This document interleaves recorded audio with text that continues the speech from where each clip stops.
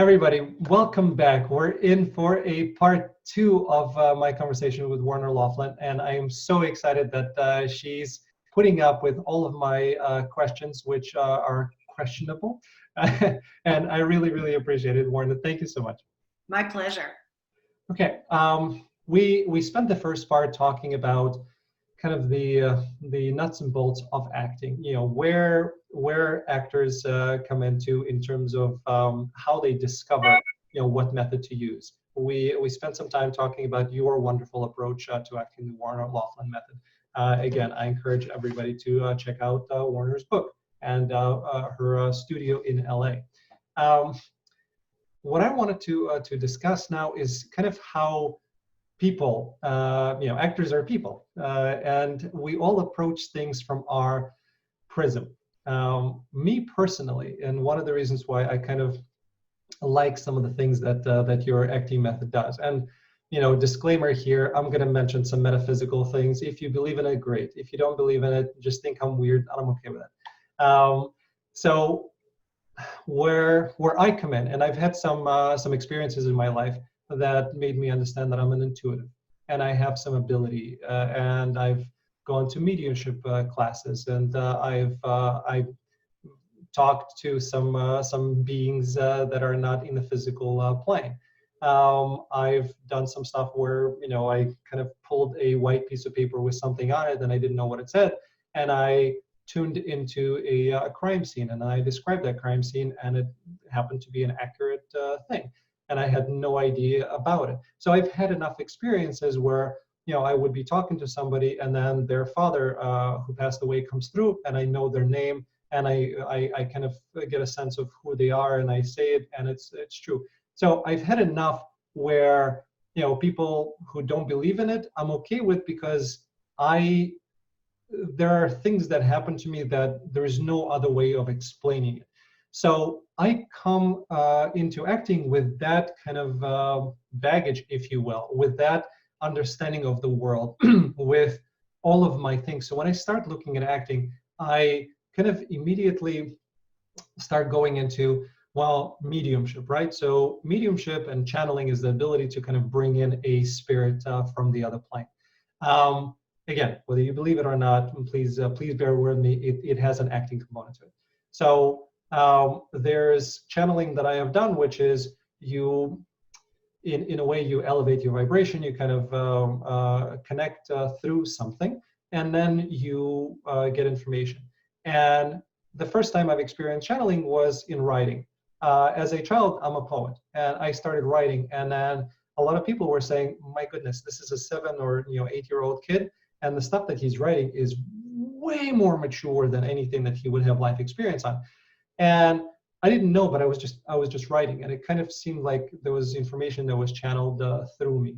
And when I started doing channeling a little bit later, and this is not something that I do for a living, it's, you know, I explored the abilities and then I moved on. And I've noticed that, you know, when it's you speaking versus not you speaking, it feels very different and it flows very different. It's a completely different feeling. So in acting, when I heard method, the first time I heard method, I said, okay, method may be more like physical mediumship, where some, you know, people, believe or not, allow kind of a spirit to enter their body, and it's not them anymore, it's more that spirit in their body. And I said, no freaking way am I doing this, because I don't ever want to lose control. So when it comes to method acting of just being somebody else, as opposed to being yourself in another person's kind of experience, and being in it in a scene, that to me was a no-no. So I've tried, you know, some of the things I've tried to access, like we mentioned in the first series. I tried to, you know, access some of the personal experiences and use them, and it didn't work for me. But that's why method to me was no, I don't want it. That's where I come in. So when we're talking method for a second, I want to make sure that people understand what method is a little bit, because they may see an actor, my goodness, his name escapes me at the moment, one of our greatest actors of our generation, who played Lincoln, who played who played the last of the Mohicans. What was his name? Are you thinking Daniel Day-Lewis? Thank you, Daniel Day-Lewis. So people say Daniel Day-Lewis is method, and what they mean by that is that he completely kind of goes into that character and he doesn't come out until he's done with the shooting. Is that a proper way of describing what he does to your understanding? I've never spoken to him about his method, and I've heard he stays in character like that. I don't believe that that's exactly what the method does. Okay. So, like, I don't know enough about his technique to be able to speak of it. Like, I don't know if he creates that character and just stays in character. Mhm. So I wouldn't be able to speak about exactly what it is that he does. I've read articles where he's spoken of it, but even in my technique, if you've created that character so succinctly, I mean, I suppose you could stay in character the entire time. I personally wouldn't think that would be a healthy choice because you're bringing it home. Yeah. You know, if you're playing a serial killer, I'm pretty sure you don't want to bring that sentiment and thoughts and emotions and life of that into your own life. It's just not healthy. No, and Jim Carrey playing Andy Kaufman. That I think maybe that was a bit of channeling going on there. So I'd love to have Jim Carrey on to talk about that. That would be a fascinating conversation. So method, I kind of said no, and I said no for these reasons. Then I did something that's called past life regression therapy. It was interesting to me because I watched an Albert Brooks, Meryl Streep film. God, I should write down these names. It's about life, something with the life. And they went, and then they had once they kind of were in this holding place, they were able to see their past lives. And I thought that's a very cool concept. Is it possible here? I started doing research, and then I did some past life regression therapy, where through kind of a meditative, tranquil state, you don't disconnect fully. You're still you, but you are in a way going into, whether it's your imagination or you're actually going into a past life experience, up to you to decide. You get into a state where you're kind of in another body and you're you, but you're not you. And when I did that, it was fascinating. I was in Greece, and I'm looking down at myself, and I'm seeing kind of, hey, what I'm wearing. I'm wearing this thing that feels different. Okay, how do I feel in this body? It feels very different. Who am I? And then you kind of, the practitioner is asking you questions of what happened, and we kind of, in a way, and that's why when I started reading your method, it reminded me of my experience doing the past life regression, because it's, what are my givens, and then what am I doing? What are my behaviors? Why am I doing it? What happened to cause these behaviors? And then you kind of go down into what happened, and then you go back up to the moment of that person's demise. And for some people, the demise is a traumatic experience, and they use that in psychology, past life regression therapy, as a way to release the pain. And I found it just fascinating from all of my perspectives, and I found it allowed me to connect to people better, because I was a Black woman. I was somebody who was well off. I was with Aristotle, one of his students. It allowed me to say, oh my God, I was all of these people. I can relate a lot better to everybody. So whatever people can choose from it, but I saw a lot of that experience that I had in your method, and that's one of the other reasons why I found it so fascinating. I think you have a great capacity for empathy, and empathy in an actor is always good, right? The technique causes actors, I think, to have empathy for other people, because in your imagination, you're building the emotionally pertinent lives of another character. I've never heard it called channeling or, past life regression. That's interesting. But I don't want people to think that, oh, if I'm not channeling or in a past life regression, I won't be able to do it. Not at all. It's creating the life of another character. Excuse me. It's creating the life of another character through your lens. And to be able to embrace the emotional aspect of that character throughout the emotionally pertinent events that character experiences is such a joy, because it opens your eyes to other people's experiences, other people's points of view, how other people view the world, their different perspectives. To me, that's a joy. To me, that's the joy of acting, because you're not just living in your own cocoon. You get to feel what other people feel, and I think that's a beautiful part of it. Yeah, and you discover these things because it's we know who we are, and I like some of the things that Harold Guskin was talking about, of just read it and see how you feel.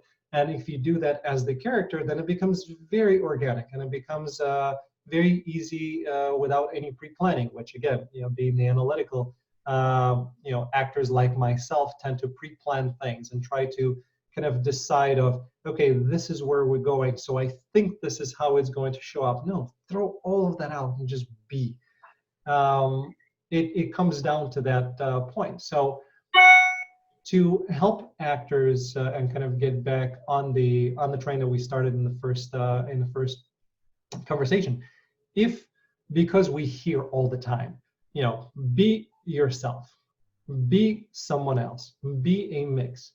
If you had to give actors an advice on how to kind of remove those voices and find what works best for them, what would that be? You're going to remove that critical third eye that's watching you.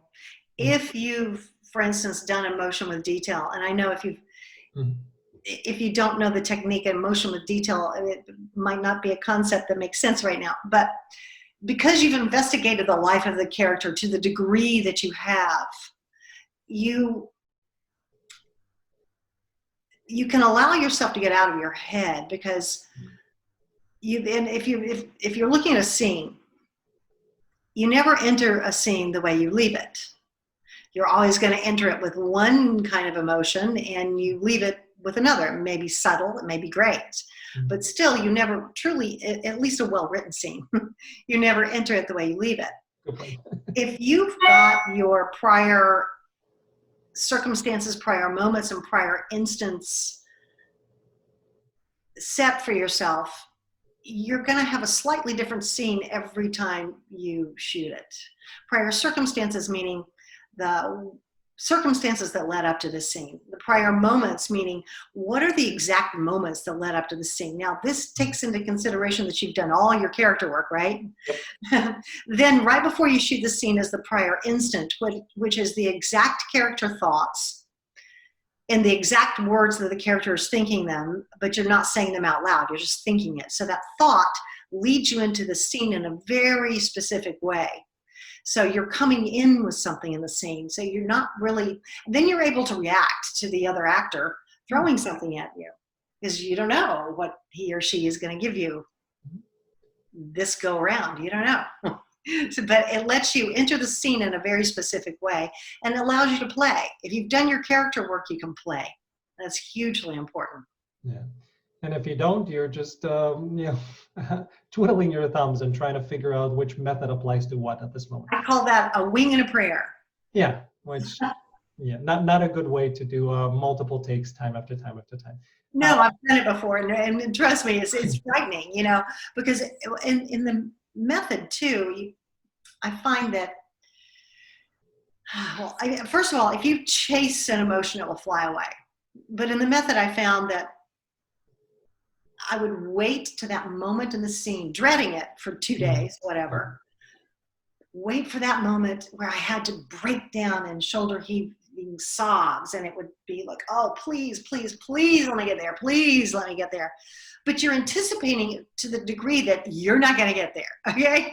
So you're so frustrated that you can't get there that you might cry from frustration, but it's not the same as a spontaneous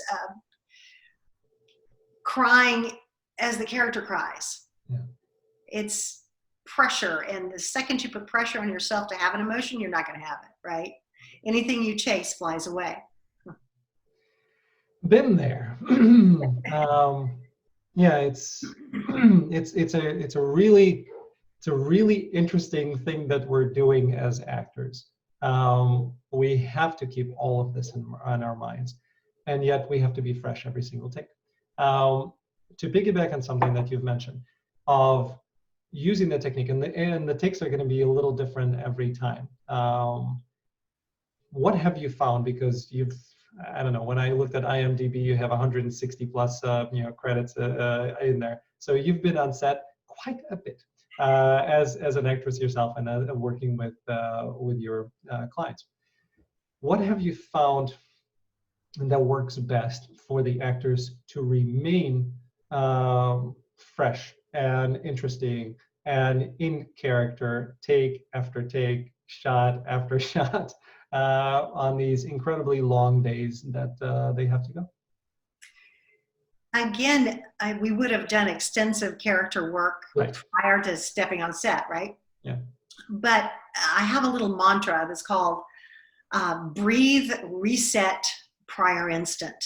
So after that take, you breathe, you tell your mind, I'm resetting, I'm going back to the beginning of the scene, because you never want to play the end of the scene in the beginning, right? Yep. Breathe, reset, prior instant. Now that prior instant thought, again, is huge to be able to reset your focus so that you're doing the scene again for the first time, every single take.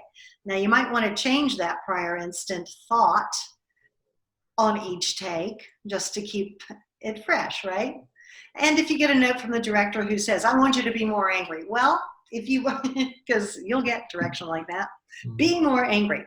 What does that mean? So you're trying to surfacely be more angry and act more angry. No, there's always a reason.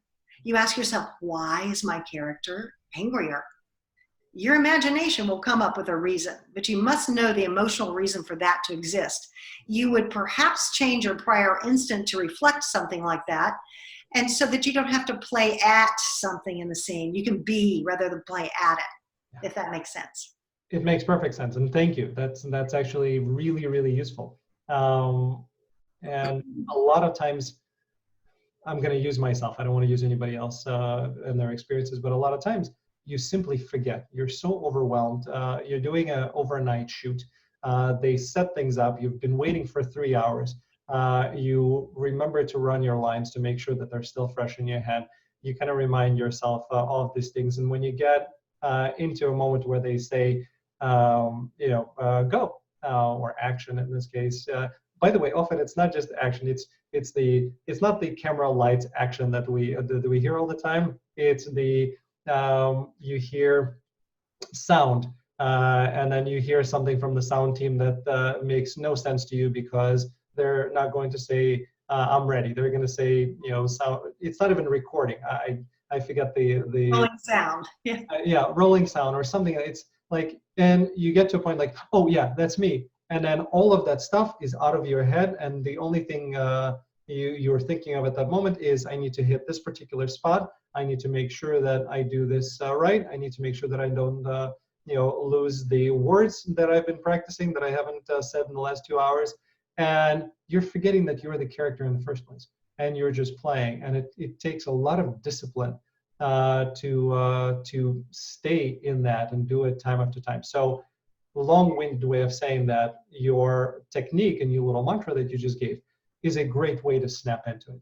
And it's a great way to remind, okay, hi, I'm this character, and this is why I'm here, and then everything will flow. So yeah, it's incredibly helpful.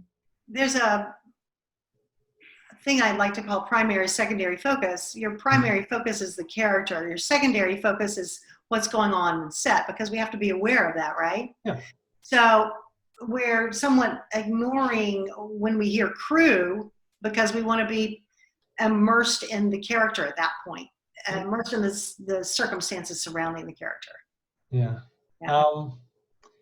Coming back to this, I wanted to ask you in terms of character, right? So we developed the character, we've done our work, we're fresh, we're there, and then watching yourself on screen. And some actors, well, sometimes they're not allowed to, but some actors get a chance to watch themselves after the take. Some would not want to do that. I found that when I watch myself, it starts messing with me, because then I start focusing more on the exterior part of, oh my God, my nose looked way too big in that particular scene. Next time I do it, I need to, do a little this. And then you get into your head, and then you get into mechanical, and then you need to reset again. So have you found that it's a good idea or a bad idea to, look at yourself after you do a take? I think it's very actor specific, person specific. There are some who can look at that take objectively and go, oh, I might have missed this moment, but they're looking at it objectively. And it's very difficult to look at what you did objectively. Yeah. Because you will start watching yourself, and you want to avoid watching yourself, because the second you're watching yourself, you're not acting. You're in your left brain. We want to be in our right brains, right? Yep. So I think that, some people it's a good thing. Some people it's a really bad idea. So for me, I think I'm finding that it's not a good idea for me, at least at this point in my acting maturity or lack thereof. Your acting method is great. I want to talk about the application of it to comedy, because that's a little different animal. And I've taken workshops and I've taken classes where it seems to be very methodical of, comedy is 1, 2, 3. It's this particular beat. You have to hit it here. This needs to go up like this, and you have to, and it gets to a point where you start in some classes, I started seeing where the instructors were saying, okay, yeah, so at this point you're gonna go like, like, really? I hate that. I don't want to get that structured, because where is the ability for me to just be in a scene and react normally and organically, depending on how me as that character is feeling at that moment. So it's not just in comedy, but I know you have a application of your Warner Loughlin method to comedy. What would be some of the differences there? I think that you can't approach comedy like a cookie cutter, one size fits all kind of thing. Right. There is a Warner Loughlin comedy technique. Mm-hmm. I haven't written the book yet. I keep meaning to get there, right? Yeah. But the book that you're referencing right now, Warner Loughlin Technique, it's not really, is it applicable to comedy? Yes and no. There are going to be certain parts of it that are going to be applicable to comedy and some that aren't. In comedy, you can't, particularly sitcom, you can't go as psychologically deep doing emotional detail as you do in drama. If you do, you're going to drag the comedy down. But I'm a huge believer in that it's character first, and then you apply the so-called rules of comedy. Are there comedic rules? Yes. Comedy is written, well, let's just say sitcoms, written like music is written. Like periods are stops, commas are micro mini beats, ellipses mean a certain thing. You've got slides, you've got turns, you've got all kinds of character indicative things written into a character that you can begin to see once you start to analyze it. But you also must do a character rather than mechanically fit your performance into a one size cookie cutter, one size fits all kind of thing. So yes, that book is coming hopefully soon. Just the time it takes to write it, right? Yeah, I hope, I know you're very busy, but I hope you do write it. Please come back so we can talk about it on the show. Yeah, it's that coming back to, being mechanical versus being natural. You just want to flow. Like you mentioned in the first part of the program, you don't want to be looking at an actor on screen and saying, oh, I see you've made that choice and you're using this method here. And it's evident. You want things to be just natural, whether it's comedy or drama or anything else. So I haven't found a good approach to comedy yet, not that I have been on any sitcoms. The best thing that I have found with understanding some of the some of the ways that the comedy is written is just be you or a version of you, and then things will kind of happen naturally. So that's as far as I am at the moment. You can do the house of behavior with a comedic character and look to see what the repetition is. Yeah. That's a whole nother conversation, but Okay. it's a little more complex than that. But the most interesting comedic characters are the ones that are very specific characters, aren't they? Yeah. And there's a way to pilot scripts are written, I won't say vanilla, but sometimes they are.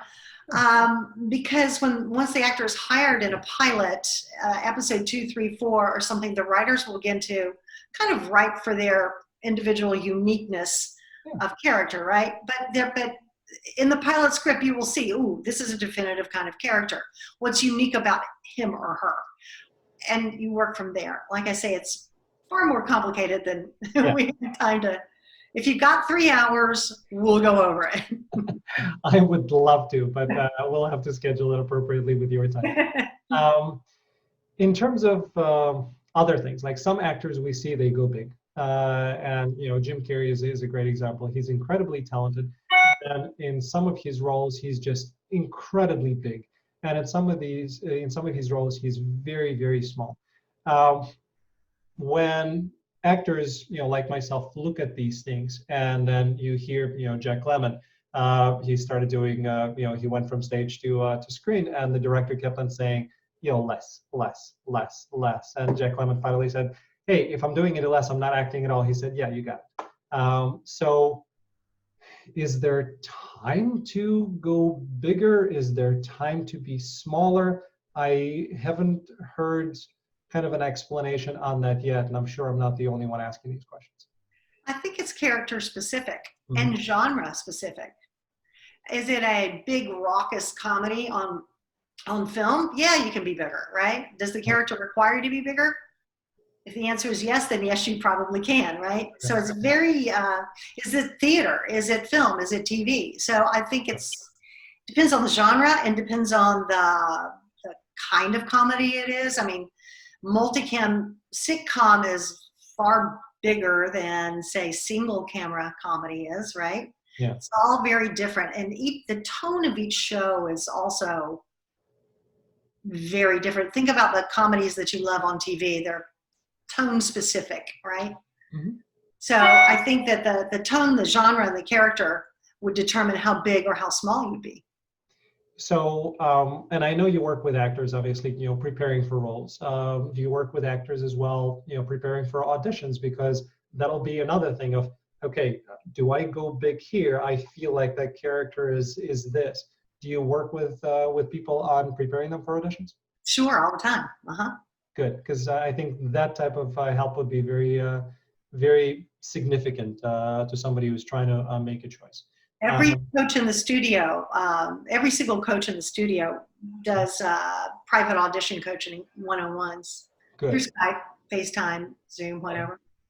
Perfect. So people who are watching this, please keep that in mind. I know I will, and do that because when I'm reading a script and I'm kind of doing my analysis, again, being the empath that you've mentioned, I start picking up on kind of, okay, this person feels kind of, this is their physicality, and this is their mannerisms, and this is the way that they talk. Sometimes it's, when I write lyrics, music comes into my mind. So same thing with a scene. When I'm reading a scene, the person kind of starts to manifest how they speak. Sometimes an accent just comes into my mind because of how I kind of view and associate that character. So when you have so much, it can be 15 different characters that you can do in an audition, which is usually one take, and it's 2 minutes and you're done. So working and finding what is the most appropriate to it would be very helpful for me and other actors alike. Well, acting is a sport you can't, well, I shouldn't say can't. Acting is a sport that's difficult to do alone. Yeah. Which is why the objective eye of a coach is, I find, very helpful. If I were still auditioning, which I'm not, but if I were, I would definitively call one of the people in the studio I personally would. Because you can't be, sometimes it's difficult to be objective when you're about to go in and do it. That's the thing, yeah. And we don't know. We think that, my God, this is perfect. And what I just did, I went to this incredible depth. I remember auditioning for a character. It was a pastor in a church who just had this incredible tragedy, and it's a life-changing thing. And I got there, and I was crying, and I was sobbing, and I was talking. I thought it was incredible. And then other people would look at it and say, yeah, but you don't need to do that for this particular scene. And we can't, I can't be as objective as I want to be, especially when you're living that moment. So yeah, acting coach, please. Let's talk about some lighter things, right? We've touched upon many heavy stuff, and thank you for bearing with me on that. My hope is that it's useful to other actors who are going through all of these things, and they'll find something that works for them. You've worked with a lot of incredibly talented people. I know that we can spend the next 3 hours just naming them and probably not be done with it. But one of my favorite actresses, who I think is incredible, is Amy Adams.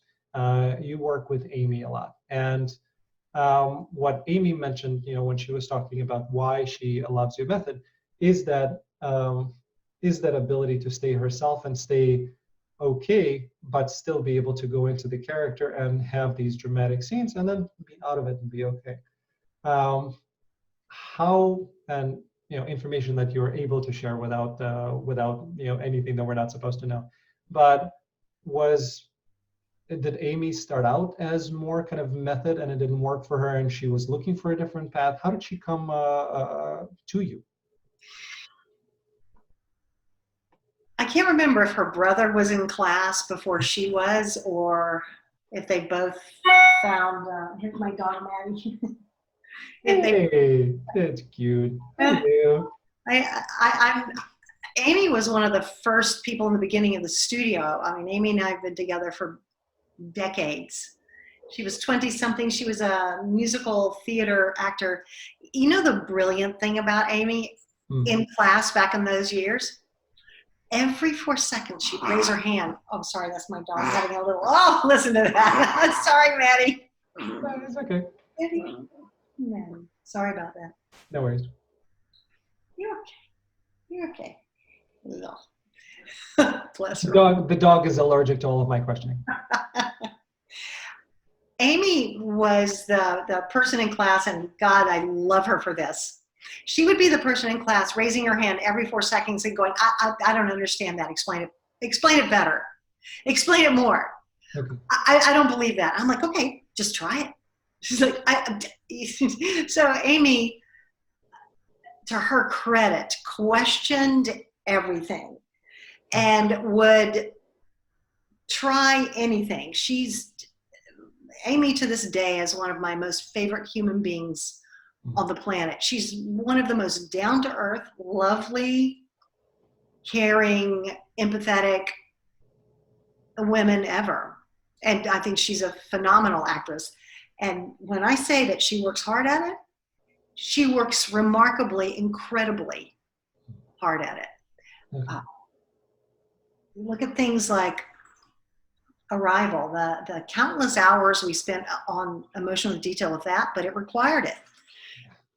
She's unafraid of hard work, yet she can be the goofy gal. Like the other day, she FaceTimed me. She's making a chicken, just, hey, she's she's a real gal. And you know, most of the celebrities that people think about Mhm.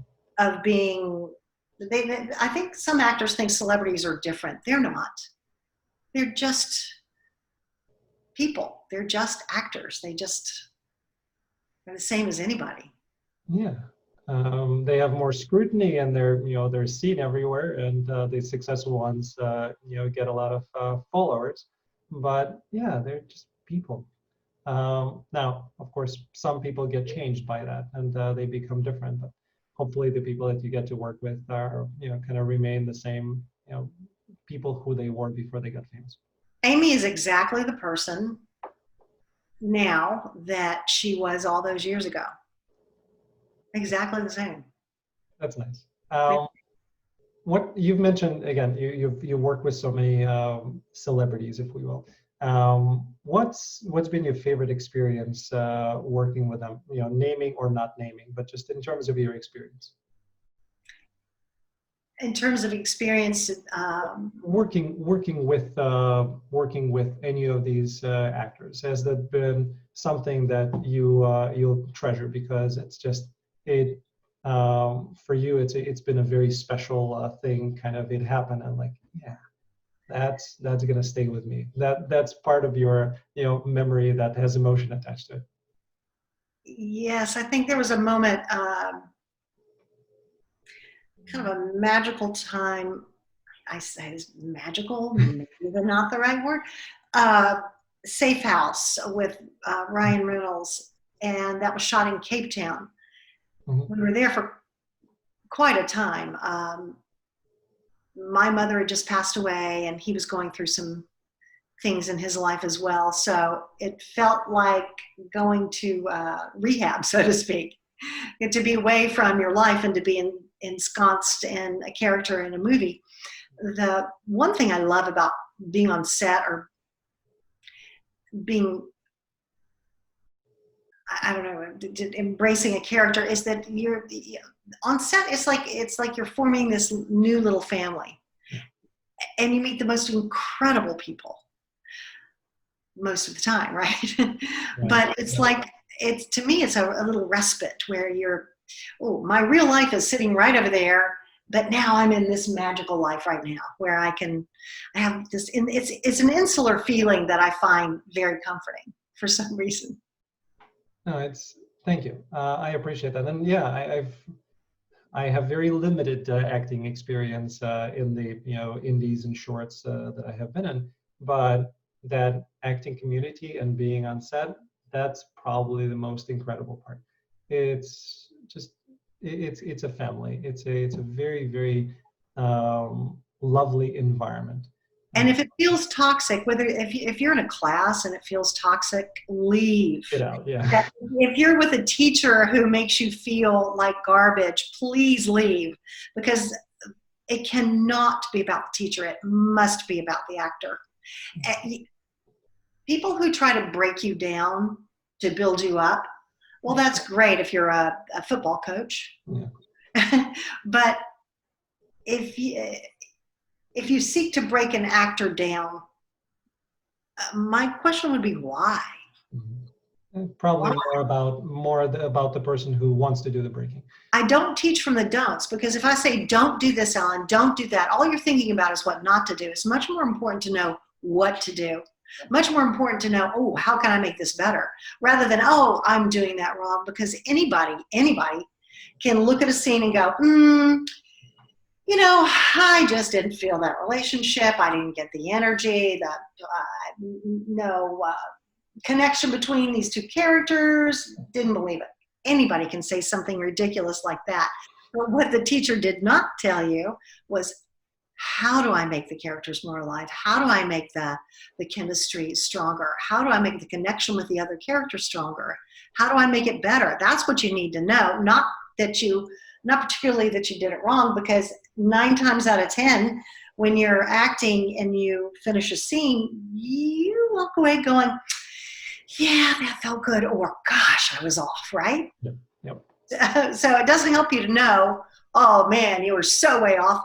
It helps you if someone can help you be stronger. And that is the point of a teacher. And if a teacher is not doing that, then it could be a problem, I think. I agree with you. I've had, for the most part, really good teachers that allowed me kind of to get to where I want to be without ridicule or breakdown. Some were not like that, and I left them very quickly. My husband is calling me. Okay. Sorry. No. My office is calling. I am definitely taking a lot of your time. So Totally fine. My pleasure. thank you. To wrap things up, a few more questions, and then we'll be done with this version or this part 2. Going back to Ryan for a second, I love Ryan Reynolds. I think he's incredible. I find, for whatever reason, some people think that Ryan has always been Ryan and it's just one, Ryan, it doesn't matter what he's doing. I find that to be completely inaccurate, because he can be big, he can be incredibly small and sensitive. I think he's a wonderful actor. Why is it that, some people, when they look at Ryan, just see one thing? I still haven't figured it out. Do you know? I think it's because he's comedically brilliant. Yeah. But he's also a very, very skilled dramatic actor too. Yeah. And Ryan is like anyone, is a fun, light, brilliant comedic mind. Yes. Yes. Fun, light, but he has that ability to go way deep down, which I think is remarkable. So. And he's a wonderful human being, I have to say. He just is. He seems like one, based on social media, some of the interviews, he seems very genuine. So I'm glad to hear that that's the way he is. Last question for you.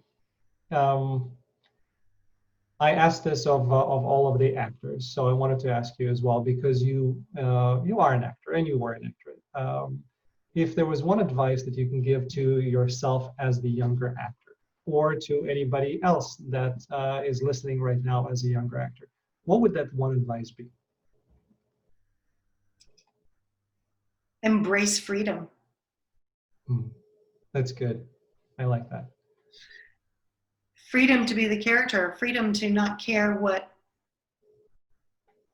others might think of you in the moment, freedom to walk into casting and give them your version of this character without thinking about, what do you want? It's like, what do you want? What do you want from this character? The freedom to be fearless freedom. Perfect. Thank you. That actually resonates a lot. And it's great coming from you with all of your experience and all of your success to the actors watching this. Be free and bring that into the room. It's perfect. I cannot thank you enough. It felt like it was cathartic for me to talk to you. I only have a few pages of notes in preparation for this, and it feels like I've been preparing to talk to you for years, because I had all these questions, and I couldn't be more grateful for you stopping by and taking all of the time away from people who likely deserve it a lot more than I do, to talk about it and to be patient with all of my questioning and to be present. Thank you. My pleasure. My pleasure. I'm a geek. I love and have a passion for acting, and anyone who wants to be an actor has a special place with me. So perfect. My pleasure. From one geek to another, and to all the geeks out there, thank you so much for tuning into The Love of Acting, where we're talking to the wonderful Warner Loughlin. Please pick up her book. It's right here again. We're going to link it. Please go to her studio and work with her. I know I will. Thank you, Warner. Thank you, Alan.